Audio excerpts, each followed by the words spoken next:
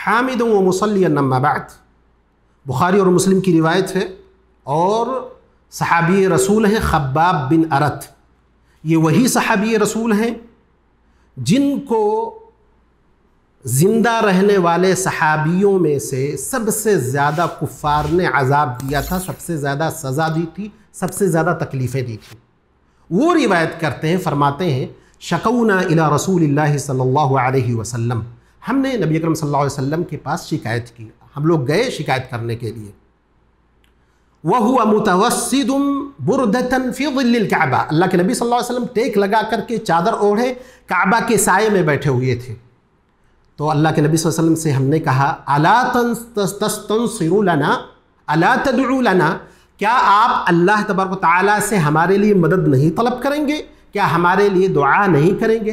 اگر اللہ کے نبی صلی اللہ علیہ وسلم چاہتے تو فوراً دعا کر دیتے، اور آپ صلی اللہ علیہ وسلم کی دعائیں قبول بھی ہوتی ہیں، لیکن آپ صلی اللہ علیہ وسلم کو اپنے صحابہ کے اندر صبر پیدا کرنا تھا۔ آپ صلی اللہ علیہ وسلم نے فرمایا لقد كان من قبلكم، تم سے پہلے لوگ تھے، كان يؤتى بالرجل، ایک آدمی کو، مومن آدمی کو لایا جاتا تھا، فيحفر حفرة، گڈھا کھودا جاتا تھا، فيوضع فيها، اور اس آدمی کو اس گڈھے میں رکھا جاتا تھا، وَيُوضَعُ بِالْمِنْشَارِ عَلَى رَأْسِهِ، اور اس کے سر پہ آری رکھی جاتی تھی، فَيُجْعَلُ نِصْفَيْنِ، آری سے چیر کر کے اس کو دو ٹکڑا کر دیا جاتا تھا، وَيُمْشَطُ بِأَمْشَاطِ الْحَدِيدِ مَا دُونَ لَحْمِهِ وَعَظْمِهِ، اسی طرح لوہے کی کنگھی سے اس کے جسم کو چھیل دیا جاتا تھا کہ ہڈیاں نظر آ جاتی تھیں۔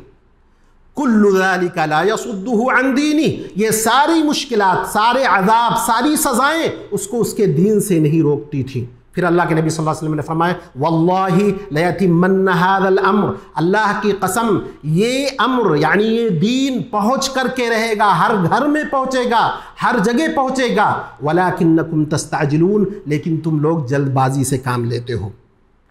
تو اس حدیث میں ہمارے لیے بہت ساری نصیحتیں ملی۔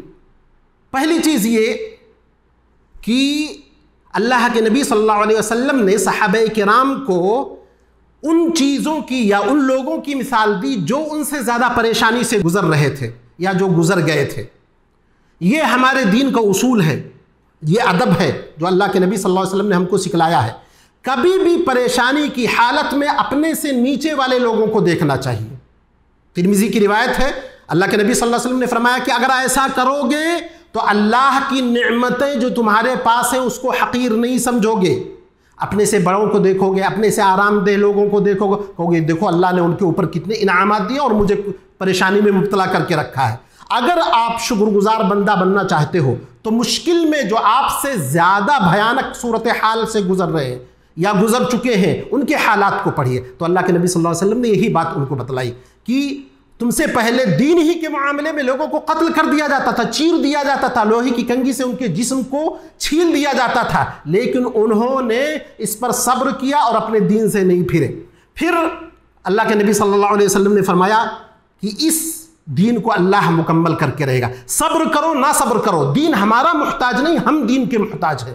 دین کی راہ میں مصائب اور مشکلات کا جھیلنا یہ ہمارے لیے فائدہ مند ہے، دین کا کوئی فائدہ نہیں ہے۔